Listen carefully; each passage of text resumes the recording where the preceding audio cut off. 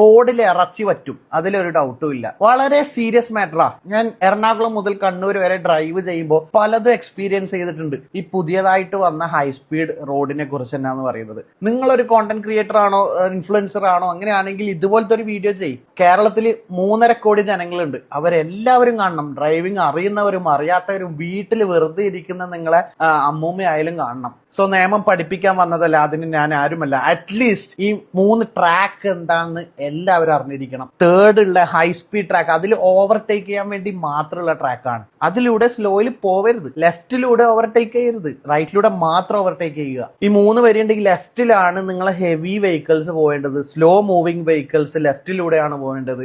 നടുവിലെ നിങ്ങൾ ക്രൂസ് ചെയ്യുക. നിങ്ങൾ പൊക്കോണ്ടിരിക്കുന്ന സമയത്ത് ഓവർടേക്ക് ചെയ്യണമെങ്കിൽ റൈറ്റ് സൈഡിലെ ട്രാക്ക് യൂസ് ചെയ്യുക. ഓവർടേക്ക് ചെയ്തതിന് ശേഷം back to normal, back to the centre ട്രാക്കിലേക്ക് വരിക. റൈറ്റ് സൈഡിലെ പാട്ടും വെച്ച് സംസാരിച്ച് പോകാനുള്ള റോഡല്ല, അതിലൂടെ സ്ലോലി പോവരുത്. അതേപോലെ റോഡ് ക്രോസ് ചെയ്യാൻ ഒരു ഓപ്ഷനും ഇല്ല ഇവിടെ. ആൾക്കാർക്ക് ക്രോസ് ചെയ്യാൻ പാടില്ല. അത് നിങ്ങളെ വീട്ടിലുള്ളവർക്ക് പറഞ്ഞു കൊടുക്കുക. നിങ്ങൾ വയസ്സിൽ മൂത്തവരുണ്ടാവും, ഡ്രൈവിംഗ് അറിയാത്തവരുണ്ടാവും, പുതിയതായിട്ട് ഈ റോഡ് കാണുന്നവരുണ്ടാവും. കേരള 100% ലിറ്ററസി റേറ്റ് ഒക്കെ തന്നെയാണ്, എന്നാൽ ഈ കാര്യത്തിൽ വട്ടപൂജ്യമാണ്. കാരണം ഞാൻ നിങ്ങളെ പറയുന്നതല്ല, ഇത് ഓൾറെഡി ഒരുപാട് സംഭവിച്ചു കഴിഞ്ഞു. വലിയൊരു അപകടം ഒഴിവാക്കാൻ നമ്മളെല്ലാവരും ഒത്തുചേർന്നിരിക്കേണ്ടിയിരിക്കുന്നു. ആരൊക്കെ ഇൻസ്റ്റയിലും യൂട്യൂബിലും ഫേസ്ബുക്കിലും എവിടെയൊക്കെ വീഡിയോ ചെയ്യുന്നുണ്ട്, ഇതിനെ കുറിച്ചൊരു വീഡിയോ ചെയ്യുക. ചെയ്യാൻ പറ്റുന്നില്ലെങ്കിൽ ഈ വീഡിയോ എടുത്ത് നിങ്ങൾ റീപോസ്റ്റ് ചെയ്യുക. നിങ്ങൾ ഈ വീഡിയോ ഡൗൺലോഡ് ചെയ്തോ, എവിടെ വെച്ചാൽ പോസ്റ്റ് ചെയ്തോ, എവിടെ ഞാൻ കോപ്പിറൈറ്റ് കൊടുക്കില്ല. റോഡിലെ ലൈൻ എന്താണെന്ന് അറ്റ്ലീസ്റ്റ് പഠിക്കുക.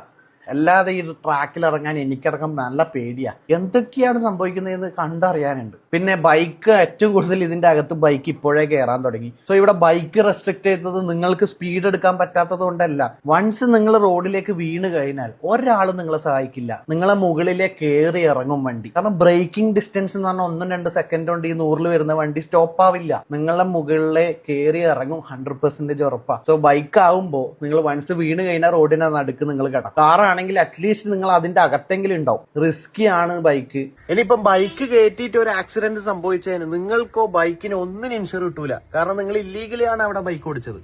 കാരണം അവിടെ റെസ്ട്രിക്റ്റഡ് ആണെങ്കിൽ നിങ്ങൾ കയറരുത്. അപ്പോൾ നിങ്ങളുടെ സേഫ്റ്റിക്ക് വേണ്ടിയിട്ടാണ് ബൈക്ക് ചിലയിടത്ത് റെസ്ട്രിക്ട് ചെയ്തത്. അതായത് ചില വെഹിക്കിൾ പാമ്പ് പോകുന്ന പോലെയാണ് ഈ റോഡിൽ പോകുന്നത്. ഫസ്റ്റ് ലൈനിന്ന് തേർഡ് ലൈനിലേക്ക് ഒരൊറ്റ ക്രോസ്. അങ്ങനെയല്ല, 1 at a ടൈം നിങ്ങൾ ലൈൻ ചേഞ്ച് ചെയ്യുക. ലൈൻ ചേഞ്ച് ചെയ്യുമ്പോൾ ഇൻഡിക്കേറ്റർ ഇടുക. ഇൻഡിക്കേറ്റർ ഇടുന്നത് ലൈൻ ചേഞ്ച് ചെയ്യുമ്പോൾ സ്പോട്ടിലല്ല, ആദ്യമേ നിങ്ങൾ ബാക്കിലുള്ളവർക്ക് നോട്ടിഫൈ ചെയ്യുക, ഞാൻ ലൈൻ മാറുകയാണെന്ന്. സോ ഇത് വളരെ റിസ്കിയാണ്. നിങ്ങൾ ഇത് അറിയില്ലെങ്കിൽ പഠിക്കുക, പറഞ്ഞു കൊടുക്കുക.